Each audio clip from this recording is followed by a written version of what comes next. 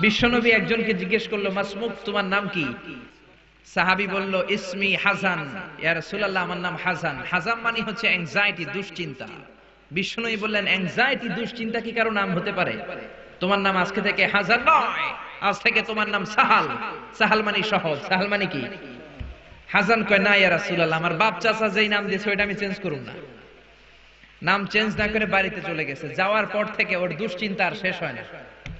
ওর ব্যবসায় দুশ্চিন্তা, ওর ফ্যামিলিতে দুশ্চিন্তা, ওর পেটে ব্যথা, পেট ব্যথা ভালো হয়, মাথা ব্যথা শুরু হয়ে যায়, মাথা ব্যথা ভালো হয়, ডায়রিয়া শুরু হয়ে যায়। একের পর এক দুশ্চিন্তার দাবানল তার উপরে ঢেলে দিচ্ছে কে?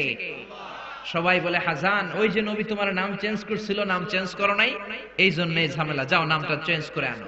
এসে বিশ্বনবীর কাছে ক্ষমা চাইলো, ইয়া রাসূলুল্লাহ, আমার হাসান নামের দরকার নাই, আপনি সাহাল দিছিলেন ওইটাই ভালো। বিশ্বনবী বললেন, আজকে থেকে তুমি সাহাল।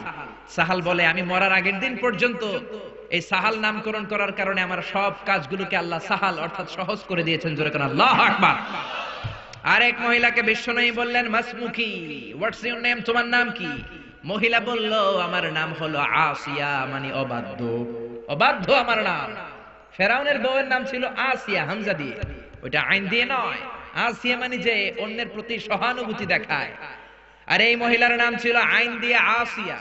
বিশ্বনবী বললেন, তোমার চেহারা এত সুন্দর আর নাম রাখছো বিদঘুটে আসিয়া, আজ থেকে তুমি আসিয়া নও, তুমি যেহেতু সুন্দরী, যাও, তোমার নাম আজকে থেকে জামিলা। জামিলা মানে সুন্দরী। মহিলা সাহাবী গ্রহণ করলেন। অন্যান্য মহিলারা বলে, মরার আগের দিন পর্যন্ত এই জামিলার রমণীটি বুড়ো হয়ে যায়, বার্ধক্যে উপনীত হয়ে যায়, কিন্তু চেহারার সৌন্দর্য কোনোদিন কমে নাই। কোন সুবহানাল্লাহ। নবীর বরকতের কারণে চেহারার সৌন্দর্য কোনো কমে নাই। এজন্য নবীর সুন্নাত আছে যেখানে আমরা আছি, কারণ আমার নবী যা শিখিয়েছেন তাতে রহমত, বরকত, মার্সি আর ব্লেসিংস বেশি না কম? যা নবী দিয়েছেন তাতে রহমত আর বরকত বেশি। আমার নবী যদি বিনোদন করেন, সে বিনোদনের সওয়াব আছে না নাই? বিশ্বনবী সাহাবাদেরকে নিয়ে খেজুর খেতে বসলেন। সবাই খেজুর খেয়ে সামনে রাখে, বিশ্বনবী রাখে না। আবু বকরও খাচ্ছে, উমারও খাচ্ছে, ওসমানও খাচ্ছে, আলীও খাচ্ছে। বিশ্বনবীর জামাতা আলীর বিচির সামনে উনি বিচি রাখে, সবার সামনে বিচি কম। আলীর বিচির সামনে বিচি বেশি, বিশ্বনবীর সামনে কোনো বিচি নাই। খাওয়ার পরে বিশ্বনবী রসিকতা করে বললেন, দেখো, আল্লাহ আমার এমন এক খাওয়া জামাই দিছে, সবাই খেজুর খাইছে কম, আমার মেয়ের জামাই আলী খাইছে ডবল। দেখো, তার সামনে বিচি অনেক বেশি। আলী বলে, দেখো, আল্লাহ আমার এমন এক শ্বশুর দিছে, আমরা তো খেজুর খাইয়া বিচি রাখছি, নবীর সামনে কোনো বিচি নাই, উনি খেজুরের সাথে বিচিও মাইরা দিছে। সুবহানাল্লাহ কইবেন না? ছোট্ট সময়ের মধ্যে কি রসিকতা করলেন, কি সুস্থ বিনোদন। আওয়াজ তোলে আল্লাহু আকবার। আরে কালো মহিলাকে বিশ্বনবী বলল, কেমন আছো? ভালো। ইয়া রাসূলুল্লাহ, আমারে উপদেশ দেন, নসিহত করেন। বিশ্বনবী বললেন, তোমারে উপদেশ দিয়ে কি লাভ? কোন কালো মহিলা তো জান্নাতে যাবে না।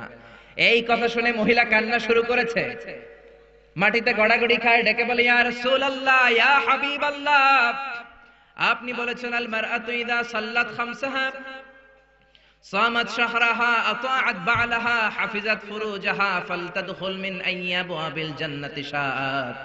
কোন মহিলা যদি 4টা কাজ করে, নামাজ পড়ে, রোজা রাখে, স্বামীর আনুগত্য করে, লজ্জাস্থানের হেফাজত করে, এই 4টা কাজ যদি দুনিয়ার বুকে কোন মহিলা গ্যারান্টি দেয়, আল্লাহ তাকে 8টা জান্নাতের দরজার গ্যারান্টি দেয়। কোন সুবহানাল্লাহ।